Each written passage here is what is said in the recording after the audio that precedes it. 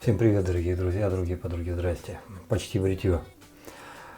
На канале тьма тьмущая обучающих видео.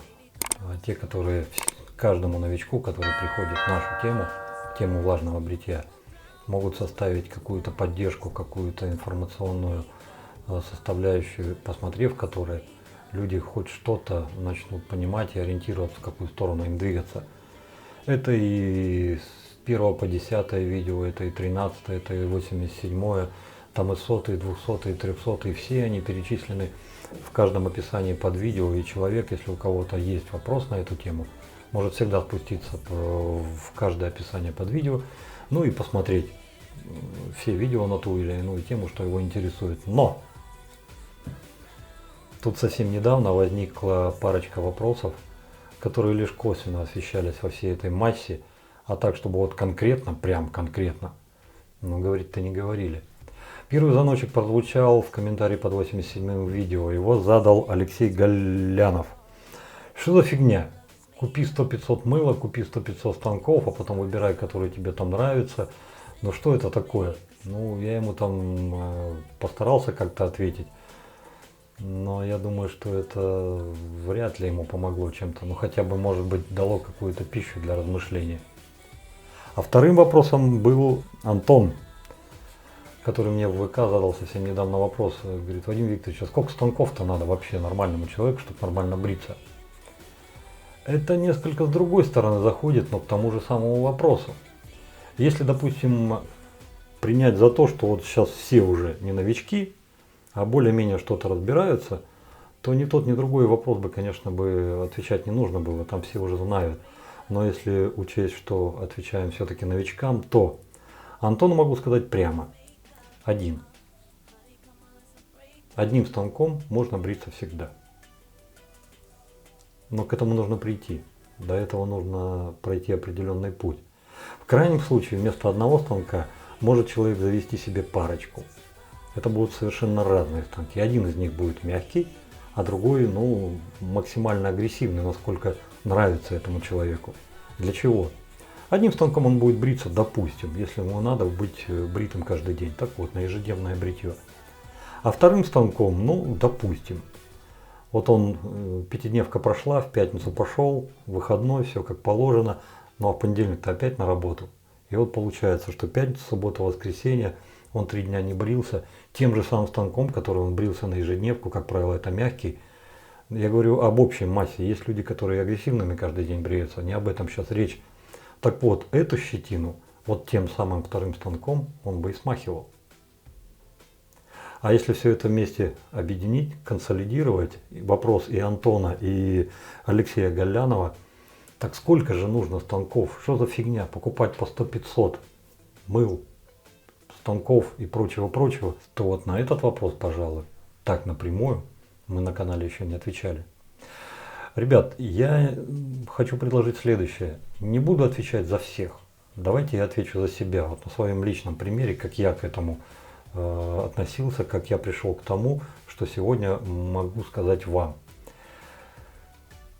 Дело в том, что метания новичков, они у меня еще до сих пор в голове, они никуда не вышли, это все достаточно еще свежо. Я помню себя, как только приходил, бегал, метался, что же взять, с чего начать, как попробовать. И HD34, и Вейши, и все китайские подделки, их тогда было кратно меньше, но тем не менее они тогда уже были. И Тиморы, и Джаггеры, и прочее. Да, все это манило, все это как-то звало. Но тогда я еще слабо понимал, что такое мягкий станок, что такое станок средней агрессивности, что такое станок агрессивный. До меня это все еще как-то так, знаете, слабо доходило.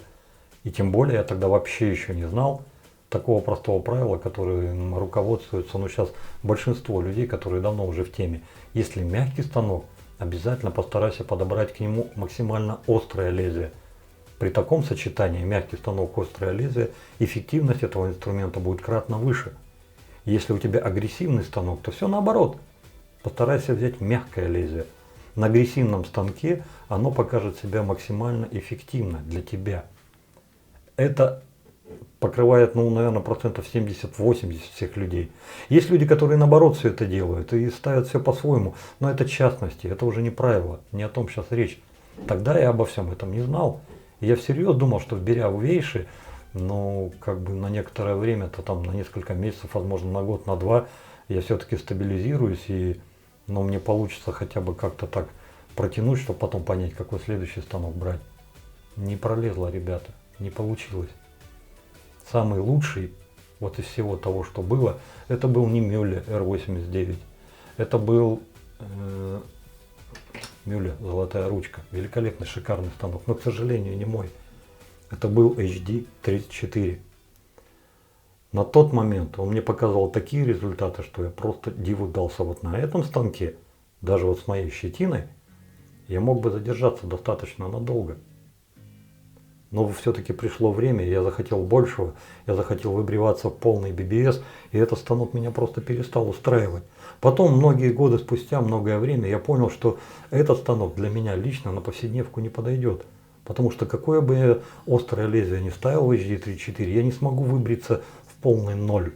Ну не будет у меня бильярдного шарика. Не получится, ну не хватает мне этого станка, он слишком мягкий для меня. И тогда я еще тоже не знал, хотя только догадывался, что Мюлле R89 среднеагрессивный для меня станок, что ну трудно мне с ним подружиться, и не только с ним, со всеми среднеагрессивными станками. Потому что какие лезвия я сюда не ставил, ну, все-таки было достаточно некомфортно.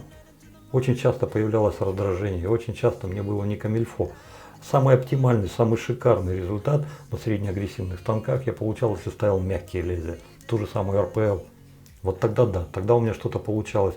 Но тем не менее, среднеагрессивные и тогда еще не приносили мне тот коэффициент, который позволял бы мне полностью в ноль все убирать, и мне не приходилось бы шкрябать. Только спустя какое-то время я понял, что мягкие станки и среднеагрессивные станки, если я хочу достичь полного выбривания с наименьшим раздражением для себя, то это не мои. Не мои. Мне нужно что-то другое. Но для этого нужно было прожить какое-то время, набраться какого-то опыта. Потом, когда это время прошло, и этот опыт уже потихонечку подтянулся, с той вот с колокольни, к которой я пришел, мне уже было понятно, что в принципе-то мне с самого начала, когда я только вот еще бегал и думал HD34, Вейши или Мюлле R89, мне достаточно было просто пойти в магазин и взять пластиковую рапиру. Все, или шик пластиковый. И мне бы этого хватило по маковку, потому что это... Но вот с моей точки зрения, это мягкие станки, но на последней стадии. Вот еще, знаете, вот ты вот стоишь, вот еще вот волну только пустил и все, и захлебнулся. Вот на этом месте он стоит. Вот ему добавить еще чуть-чуть, и он бы стал для меня уже среднеагрессивным. Для меня это было более чем выходом. Вилкинсон нет. Тут уже маленько другая тема. Он был уже больше мягким. Он меньше причинит дискомфорта, он меньше причинит вреда, но и выбреет меньше. То есть Вилкинсон для меня также не результат. И получается, чтобы понять, какой станок тебе взять, тот самый, единственный, нужно пройти какой-то определенный путь, наработать какой-то опыт. И именно этот опыт подскажет, какой станок тебе нужен. С самого начала, с первой покупки, взять такой станок практически нереально, потому что в решении этого уравнения участвует слишком много переменных, которых кроме вас, тот, кто совершает этот выбор, этого никто не знает. Только вы сами. А у вас еще недостаточно опыта, чтобы соединить вместе все эти неизвестные, адекватно оценить их и на основе этих данных принять какое-то конкретное решение. Когда вы только начинаете, вы еще совершенно не заморачиваете голову техникой.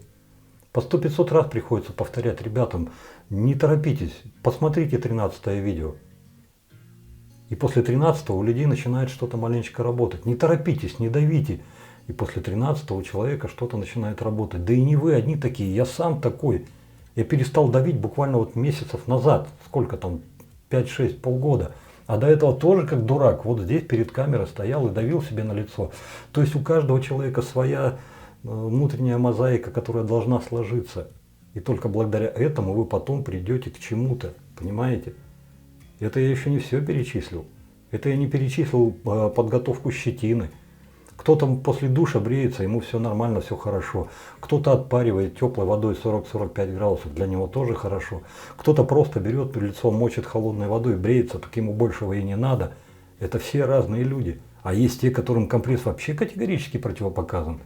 Потому что если он начнет еще отпаривать себе лицо, отпаривать щетину, чтобы лучше ее сбрить, а у него щетина такая, у него кожа такая, что он, если это сделает, он себе там наоборот все расхерачит. Ой, извиняюсь, вот так сделает. Но он-то этого еще не знает. Он везде читает комментарии, везде читает, а вот, надо брать это, надо брать то, микроволновка, теплая вода, там компресс, все как надо, маслица. И он так делает. Но он еще не знает, что ему нельзя этого делать. И только как он напорится на эти грабли, как встанет пару раз, и вот тогда он только задумается, а может быть ему не компресс этот нужен теплый, а наоборот холодный. То есть вот, это все опыт. Поэтому про 100-500 станков тут трудно сказать. А сколько реально нужно Антону? Ну вот я уже ответил. То есть пары станков более чем достаточно. Что до собирательства? Да все мы с вами пацаны, господи. Кто-то больше, кто-то меньше. Кому-то там 30, кому-то 40, полтинник, 60, 70, 80 лет. Но все равно каждый из нас в душе, в штанах, на лямке, вот с такой соплей до пуза. И как увидит какую-нибудь игрушку новую, хочу, хочу, хочу. У кого этого нет? Да у каждого практически. Но по одежке протягивай ножки. Мало кто соображает, что если, допустим, у него есть станок там за 1000 рублей, да, ну тот же самый Тимор или еще что-то, а вот он ходит и заглядывается на станок там за 5, за 10, там за 20 тысяч, думает, о блин, а вот этим-то как, там вот Вульфман, мама дорогая. Ребята, стоимость станка на качество бритья не влияет. Я, возможно, сейчас скажу крамолу, но даже великий, великолепный Вульфман, такая же икона нашего влажного бритья, как вот и Айкон, он выглядит лучше, чем он бреет. Самая его, скажем так, замечательная плита, которая больше всего вошла в люди, это 1.05. Она массовее всех разошлась. Есть, конечно, исключения, которые нужны поагрессивнее, менее агрессивно, но тем не менее Вульфман, несмотря на то, что вот он так шикарно, красиво выглядит, это не предел совершенства в бритье. Это не значит, что он плохой, но просто стоимость станка не гарантирует вам великолепного бритья, понимаете? Вообще плохих станков нет. Нет говна. Они просто все разные. Если человек берет в руки станок, начинает бриться, говорит, да он не бреет ни хрена, это говно. Нет. Просто этот человек не понимает, что он говорит. Но это еще не созревший товарищ. Но у него опыта мало, знаний мало, чего-то там еще мало. Даже если он думает, что это не так, даже если он 15 лет в бритье, если он так говорит, он не прав на 100%. Как можно говорить о станке, который не бреет, что он говно? Ну, тут две вещи. Первое, или это не твой станок. Тебе нужен, допустим, там среднеагрессивный, агрессивный, ты взял в руки мягкий. Но этот человек должен сообразить, если он уже 15 лет в бритье. Второе, руки-крюки. А что нет-то? Других причин назвать этот станок говном нет. Нет плохих станков. Побриться можно любым, практически любым. И все те люди, которые давно уже в бритье, знают это прекрасно. Но для того, чтобы узнать это, к этому нужно прийти. Должен пройти какой-то путь. По-другому никак. Ну не бывает по-другому. На этом пути важно все. И подготовка щетины, и знание роста волос. Где у вас как волосы растут. Для этого люди специально отпускают щетину там 4, 5, 6, 7 дней и смотрят, как она у них растет, чтобы запомнить, где поперек, а где против. Даже видя как раз тут волосы, люди не сразу привыкают брить себя именно так. Много нюансов, всяких разных. А посему вердикт такой. Дабы максимально облегчить как-то новичкам, можно так условно, достаточно условно, это вот просто мое имхо, раздробить все станки на какие-то определенные, скажем так, процентные ниши. То есть есть станки, которые в процентном соотношении больше всего нравятся людям, чаще всего им заходят, чаще всего остаются у них на ПМЖ. Это HD34. Это Мюлле золотая ручка R89. Это R41 голова. Тот же самый, допустим, Мюлле R92-95 взять, Рока, серия Рока. У них уже этот процент меньше. То есть те люди, которые берут станок, у них процент отказа больше, процент оставания, что да, понравился, меньше. Меньше, чем у тех товарищей, которые я перечислил. Это Эдвин Джаггер, аналог 89-й головы. Это Пикколо, итальянские вот эти вот станочки. Наверное, абсолютный рекордсмен по втиранию, влазению под кожу. И я хороший, я пушистый, можно я у тебя здесь поживу? Да, да, конечно, ты мне нравишься. Это, наверное, все-таки Rockwell. Ребята с Канады придумали такой станок, что он перекрывает очень многих. Не всех, но очень многих. И такой станок влюбляет в себя, наверное, практически сразу. Дурманит, пьянит, вышибает последние мозги, и ты перестаешь соображать, просто бреешься, бреешься, бреешься. Редко бывает, что человек, впервые взяв этот станок, ну, скажем так, не относится к нему с симпатией. У этого станка должно пройти время, чтобы вы осознали, что на самом деле этот станок для себя, для вас значит. То есть очень много людей эти станки потом просто сбрасывают, или дарят кому-то, или продают на Авито, потому что те плиты, которые реально в этом станке ходят, это 3, 4, 5, 6, все. 1, 2, ну ни к селу, ни к городу. Нет у нас таких мужиков. Есть, конечно, которые на 2 тоже могут опуститься, но это тоже не правило, это исключение. А выше 6 нет ничего. Мы попытались что-то компенсировать и сделать маленько по-другому. Ну, как вышло, так вышло. Выпустили 3, 4, 6, 7 плиту. Да, людям понравилось. Не всем. Не всем. Успеха Rockwell. Да не было такой цели повторить успех Rockwell. Просто интересно было, сможем ли лучше. С нашей точки зрения смогли. Но чуть-чуть все-таки не доработали. В каком плане не доработали? 3, 4, 6, 7 плита, да, это несомненно перешибает то, что есть у Rockwell. Но после того, как я вот номинировал этот станок, там ребята выходили в комментариях, говорили: Викторович, не додумали. Я объяснил, что не додумали. По-хорошему, вот если бы мы выпустили его, допустим, с одной плитой, и там была бы 4, 7, вот это было бы правильно. А если все-таки с 2, то, наверное, 4, 7 на одной плите, а на другой плите, ну, возможно, допустим, там, ну, я не знаю, 7 последняя, ну, пускай будет 10, допустим, и, ну, 12 какая-нибудь, вот такая. Вот тогда бы да, тогда бы мы переплюнули бы Rockwell. Ну, а сейчас это, скажем так, да, интересно, в моем понимании это лучше, чем Rockwell, но, повторюсь, мы пока даже не думаем его производить дальше, потому что мы поняли, что мы можем это сделать. Ну, решили, ну а что, вот других проектов вот так выше крыши, надо этим заниматься. Поэтому вот есть такие станки, которые больше всего влюбляют в себя. Они максимально подходят для новичков, потому что они дают им больше послаблений, они дают им больше вольности. То есть там не надо контролировать технику, там не надо лишний раз заморачиваться с составлением угла. Там, в принципе, за тебя уже все решено, все подумано. Ты просто берешь эту железку и берешь и начинаешь фигачиться. И неважно какую, Rockwell или Байкал, они все заточены под это. Вот есть такие еще станки. Вот если новичок попадет вот на такой станок, это наибольшая вероятность успеха, это наибольший шанс, что он как минимум на полгода, год, полтора, а то и больше застрянет на этом станке, и он будет его полностью удовлетворять.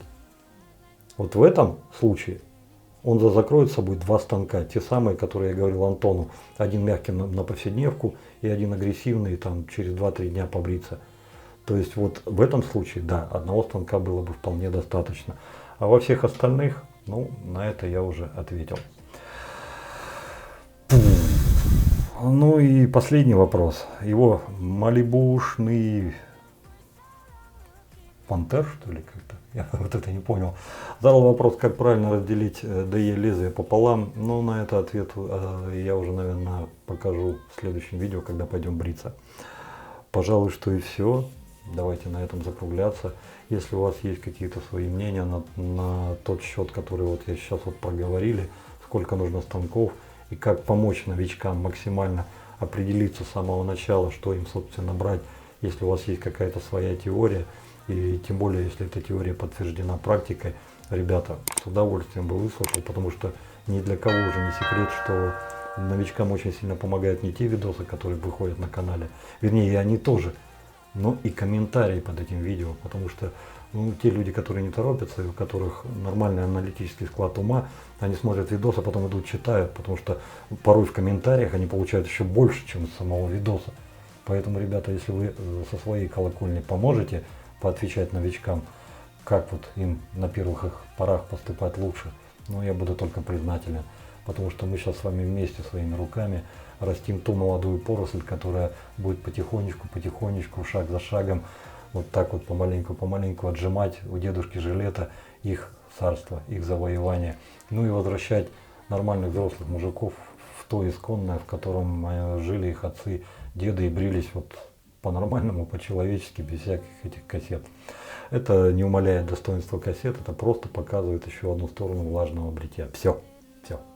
Добра вам, счастья, радости. Берегите себя, берегите своих близких, дай вам Бог здоровья. Пускай у вас всегда все будет хорошо.